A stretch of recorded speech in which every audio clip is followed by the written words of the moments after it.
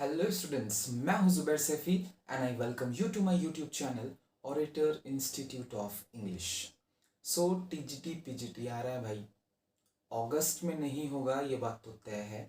ठीक है, नवंबर में, मोस्ट प्रोबेबली नवंबर में जाकर होगा। तो अभी आपके पास लास्ट 4 5 6 महीने हैं तैयारी करने के लिए, लग जाएं। ठीक है, और यही मौका है बस आपके पास, समझ लें आप। ठीक, तो हम भी आ गए हैं वापस चैनल पर वीडियोस लेकर आपके लिए, टीजीटी पीजीटी के लिए। वैसे तो काफ़ी सारी वीडियोस पड़ी हुई हैं पहले से चैनल के ऊपर टीजीटी पीजीटी को लेकर, तो आप वो देख सकते हैं सारी की सारी वीडियोस और तैयारी स्टार्ट कर सकते हैं अपनी। तो आज हम इस वीडियो में डिस्कस करेंगे फिगर्स ऑफ स्पीच के कुछ क्वेश्चंस जो प्रीवियस ईयर एग्ज़ाम्स में पूछे गए हैं। तो ये पूरी सीरीज़ रहेगी, देखते हैं कितनी वीडियोस हम बना पाएंगे इसके ऊपर। तो ये पहली वीडियो है, नेक्स्ट वीडियो जल्दी आएगी इसकी। तो वीडियो लास्ट तक देखना, सारे क्वेश्चंस को नोट डाउन करना चाहें तो नोट डाउन कर लीजिएगा, और चैनल को सब्सक्राइब कर लें अगर नहीं कर रखा है तो, और वीडियो को लाइक और शेयर ज़रूर करिएगा अपने फ्रेंड्स के साथ। चलिए स्टार्ट करते हैं।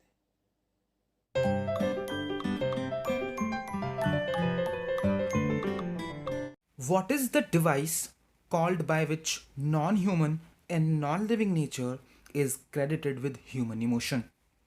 उस डिवाइस को क्या कहते हैं जिसके इस्तेमाल से हम किसी नॉन ह्यूमन या नॉन लिविंग नेचर को ह्यूमन इमोशन देते हैं?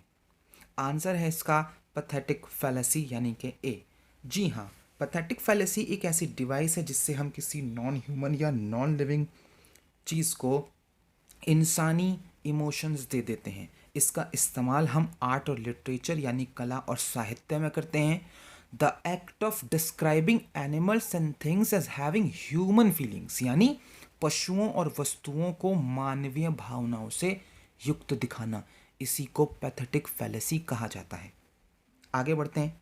Number 2, authority forgets a dying king is an example of. ये किस चीज़ का एग्जाम्पल है? Authority forgets a dying king. Authority जो है वो भूल जाती है मरते हुए राजा को। तो भाई अथॉरिटी को एक इंसानी क्वालिटी दी जा रही है, तो ये पर्सोनिफिकेशन का एग्जाम्पल है। पर्सोनिफिकेशन आप जानते होंगे किसे कहते हैं? जब आप किसी का मानवीकरण कर देते हैं वो पर्सोनिफिकेशन कहलाता है। यहाँ पर अथॉरिटी का मानवीकरण किया गया है। अथॉरिटी भूल जाती है, अथॉरिटी भूल नहीं सकती, भूलने का काम इंसानों का है। ठीक, next question number 3, the term onomatopoeia and oxymoron came from. ये दोनों जो फिगर्स ऑफ स्पीच हैं ये कहाँ से आई हैं? आंसर है इसका ग्रीक। ये ग्रीक भाषा के शब्दों से मिलकर बनी है। आपको मैं थोड़ा सा बता भी देता हूँ। अगर आप ऑक्सीमोरॉन की बात करें तो वहाँ पर जो ओरिजिन वर्ड है वो है ऑक्सस, OXUS। ये भी ग्रीक भाषा का शब्द है जिसका मतलब होता है शार्प। एक मोरॉस शब्द है इसमें ऑक्सीमोरॉन में, जिसका मतलब होता है डल और फूलिश। इसी तरह से ओनोमेटोपिया में भी ऐसे ही है। इसमें एक पहला जो शब्द है वो है ग्रीक भाषा का ओनोमा, इसका मतलब होता है नेम। और इसके अलावा एक और इसमें ग्रीक भाषा का शब्द मिलता है हमें, और हम उसको प्रोनाउंस करते हैं कुछ इस तरह से, पॉइन, POIEIN, पॉइन। उसका मतलब होता है टू मेक। तो चाहे वो ओनोमेटोपिया हो या ऑक्सीमोरॉन हो, दोनों में ही ग्रीक भाषा की रूट मिलती है हमें। Number 4, almost the whole of modern English poetry is dominated by. लगभग सारी की सारी मॉडर्न अंग्रेजी साहित्य भरा हुआ है किससे? आयम्बिक पेंटामीटर से। जी हाँ, आयम्बिक पेंटामीटर में ही लगभग लगभग ज़्यादातर काव्य लिखा गया है, मॉडर्न इंग्लिश जो काव्य है वो। और अगर आप आयम्बिक पेंटामीटर नहीं जानते तो चैनल पर एक वीडियो पड़ी हुई है जिसमें लिटरेरी डिवाइस समझाई है हमने अल्फ़ाबेटिकली। उसमें जो आई वाली वीडियो है वहाँ हमने आयम्बिक पेंटामीटर समझा रखा है अच्छे से, आप वो वीडियो देख सकते हैं। Question number 5, a lovelier flower on earth was never sown. क्या फिगर ऑफ स्पीच है इस लाइन के अंदर? तो एक खूबसूरत फूल पृथ्वी के ऊपर, ऐसा खूबसूरत फूल पृथ्वी के ऊपर कभी नहीं उगा। तो भाई ये हाइपरबल है। ठीक है, आप अतिशयोक्ति कर रहे हैं, बड़ा चढ़ा कर बात को कह रहे हैं, कैसे पता आपको नहीं होगा? ठीक है, तो ये बड़ा चढ़ा कर बात हो रही है, तो ये हाइपरबल का एक एग्जाम्पल है। Question number 6, which of the following is a direct address either to an absent person or to an abstract or inanimate entity? इसमें से कौन सी एक डायरेक्ट एड्रेस है, यानी डायरेक्ट संबोधन है, या तो किसी अनुपस्थित व्यक्ति को या किसी एब्स्ट्रैक्ट और इनएनिमेट एंटिटी को, यानी किसी निर्जीव तत्व को। आप अच्छे से जानते हैं आंसर है एपिस्ट्रफी। एपिस्ट्रफी में क्या होता है? एपिस्ट्रफी में हम किसी मृत व्यक्ति को किसी एब्स्ट्रैक्ट या इनएनिमेट एंटिटी को संबोधन करते हैं, उसे एपिस्ट्रफी बोलते हैं। ठीक। क्वेश्चन नंबर 7, पन is a play on words that is similar. पन जो है वो शब्दों से एक खेल है जो किससे सिमिलर है भाई? आंसर है A, in sound but diverse in meaning. जी हाँ, साउंड जो है भाई वो सिमिलर होता है लेकिन मीनिंग अलग अलग होते हैं, उसी को पन कहते हैं। जब भी आप पन का इस्तेमाल करते हैं तो शब्दों से खेलते हैं, तो ऐसे शब्द लिखते हैं कि जिनके साउंड सिमिलर होते हैं लेकिन उनके मीनिंग अलग अलग होते हैं, उसी को पन कहा जाता है। आगे बढ़ते हैं। Number 8, which of the following words show oxymoron. इनमें से कौन से शब्द ऐसे हैं जो ऑक्सीमोरॉन को शो करते हैं? ऑक्सीमोरॉन का मतलब होता है विरोधाभासी शब्द। आंसर है ए, स्वीट पेन। ठीक है, मीठा दर्द, है ना। तो दो विरोधी चीज़ें लिखी हुई हैं, बाकी किसी भी ऑप्शन में विरोधी चीज़ें नहीं लिखी हैं। Chatter chatter, rivers of blood, O death, कहीं पर भी। Question number 9, which figures of speech are employed in this line. कौन से फिगर ऑफ स्पीच का इस्तेमाल किया गया है इस लाइन में? लाइन है wild west wind, the breath of autumn's being. Answer है पर्सोनिफिकेशन। देख लो मीनिंग निकालकर, O wild west wind, O जंगली, ठीक है, वेस्ट की तरफ बहने वाली हवा, the breath of autumn's being, तुम सांस लेती हो, ठीक है, ऑफ ऑटम्स बीइंग, पतझड़ बनकर या पतझड़ की हवा होते हुए तुम सांस लेती हो। ठीक है, अब सांस लेने का काम हवा का नहीं है, वो इंसानी काम है, और यहाँ ये क्वालिटी किसको दी जा रही है? हवा को। तो इसी वजह से यहाँ पर मानवीकरण हुआ है, ये पर्सोनिफिकेशन का एग्जाम्पल है। Number 10, in the following statement which figures of speech are used, his honor rooted in dishonor stood and faithful unfaithful kept him falsely true। साफ साफ पता चल रहा है, oxymoron, honour dishonour, faithful unfaithful, falsely true, दो विरोधी शब्द लिखे हुए हैं, ऑक्सीमोरॉन का एग्जाम्पल है। Number 11, which of the following sentences has figures of speech called apostrophe. इसमें से किस सेंटेंस में एपिस्ट्रोफी फिगर्स ऑफ स्पीच है? अब एपिस्ट्रोफी मैंने अभी बताया आपको, जिसमें संबोधन किया जाता है किसी मृत व्यक्ति को, किसी इनएनिमेट ऑब्जेक्ट को, किसी एब्स्ट्रैक्ट एंटिटी को। ठीक है, तो आंसर है इसका A, O death here is the sting. तो मौत को पुकारा जा रहा है, ओ मौत। मौत क्या है? इनएनिमेट है ना। मौत एक एब्स्ट्रैक्ट कॉन्सेप्ट है, भाववाचक कॉन्सेप्ट है डेथ, तो यही एपिस्ट्रोफी है। Number 12, the use of word with humor, satirical intention, so that the meaning is directly the opposite of what is said।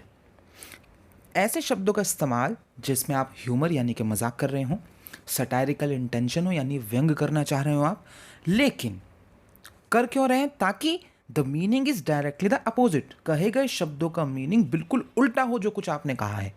इसे कहते हैं आयरनी, हिंदी में बोलते हैं परिहासोक्ति, यानी कि एक ऐसी बात कही जाए जो लग तो रहा हो कि मजाक हो रहा है लेकिन उसमें कटाक्ष कर किया जा रहा होगा। A way of speaking that shows you are joking or that you mean the opposite of what you say, उसको आयरनी बोलते हैं। आंसर है इसका ए।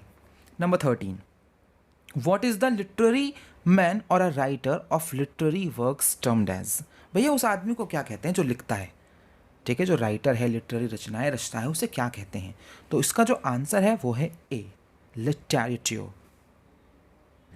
ठीक है भाई, क्या बोलते हैं? लिटरेटर, इसकी हिंदी होती है साहित्यकार। ठीक, आगे बढ़ते हैं। 14, life is but a walking shadow. किसका एग्जाम्पल है ये? Life is but a walking shadow, जीवन कुछ नहीं है सिवाय एक वॉकिंग शैडो के। तो लाइफ को क्या कहा जा रहा है? वॉकिंग शैडो कहा जा रहा है, यानी कि एडजेक्टिव है लाइफ का ये, तो यानी कि मेटाफर है।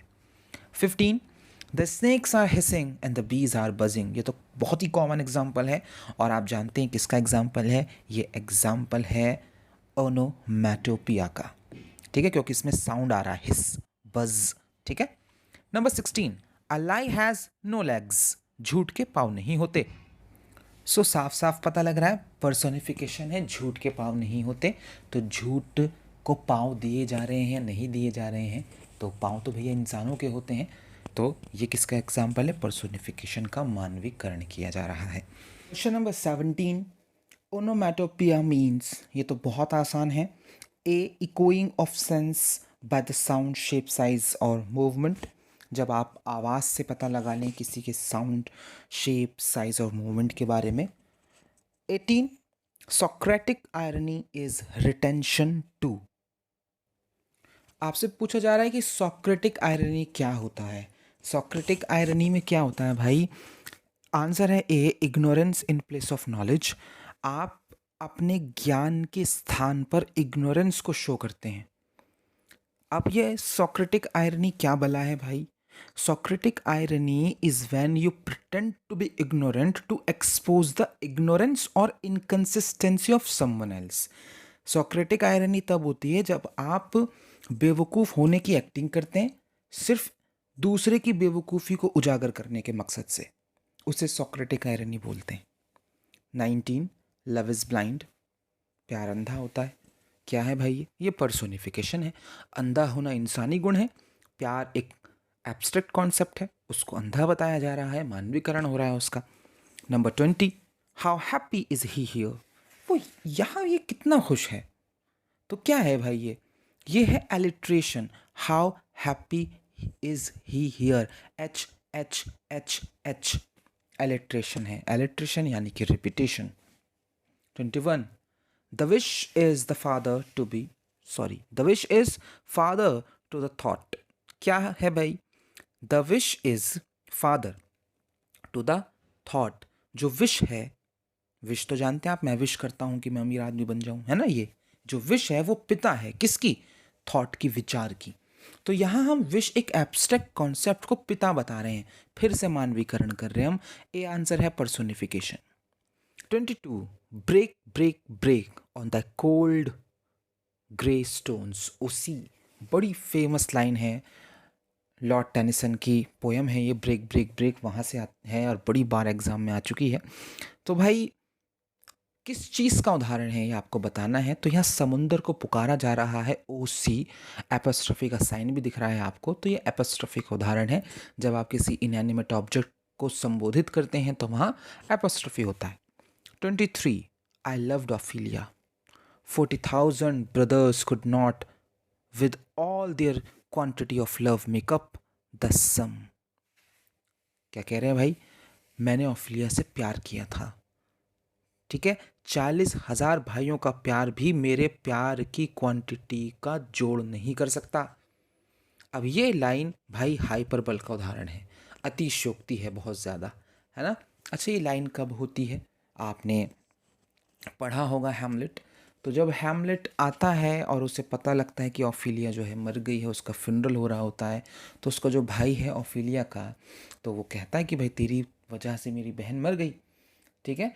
क्योंकि जो क्लॉडियस होता है वो कान भर देता है इसके भाई के, तो वो कहता है नहीं, मेरी वजह से नहीं मरी है, मैंने प्यार किया है ऑफिलिया से, और तू भाई है उसका, प्यार करता है तो उससे, अगर तेरे जैसे 40,000 भाई का भी प्यार मिलाओगे तो मेरे प्यार के बराबर नहीं होगा वो। तो ये हाइपरबल का उदाहरण है, यहाँ पर बात को बढ़ा चढ़ा कर पेश किया जा रहा है। 24, व्हाट इज मेंट बाय सिनेक्डकी, सिनेक्डकी का क्या मतलब होता है? हमने पढ़ा रखा है ये लिटरेरी टर्म्स की वीडियोस में।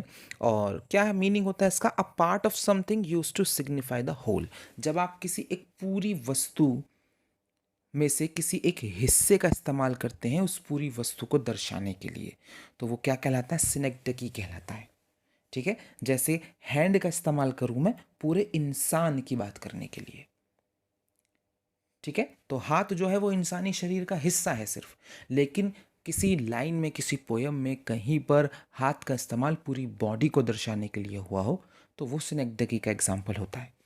25, what is the term used to denote the use of one term to mean another with which it has become closely associated as the crown stands for the king?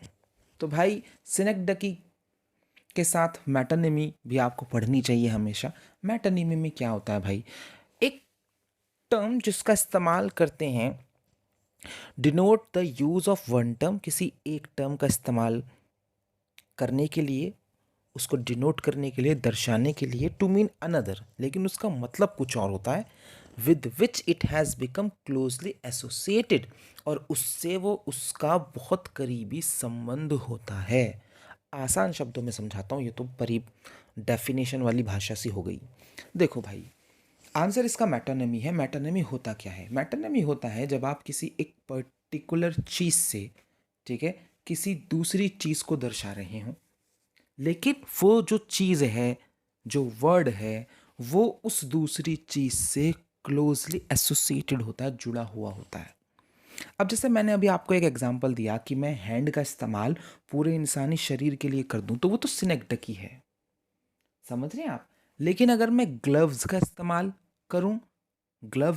करूं हाथों के लिए, तो gloves हाथों का हिस्सा नहीं है, लेकिन ग्लव्स हाथों से बहुत क्लोजली रिलेटेड है, उसका एक संबंध है उससे, तो वो मैटरनमी होता है। जैसे इसमें एग्जाम्पल भी है, the crown stands for the king. अब हम कहते हैं भाई क्राउन ने हमारी बड़ी मदद करी, तो यहाँ पर क्राउन ने मदद करी से क्या मतलब है कि राजा ने हमारी बड़ी मदद करी। अब क्राउन यहाँ राजा के लिए आ रहा है, तो ये मैटरनमी का उदाहरण है।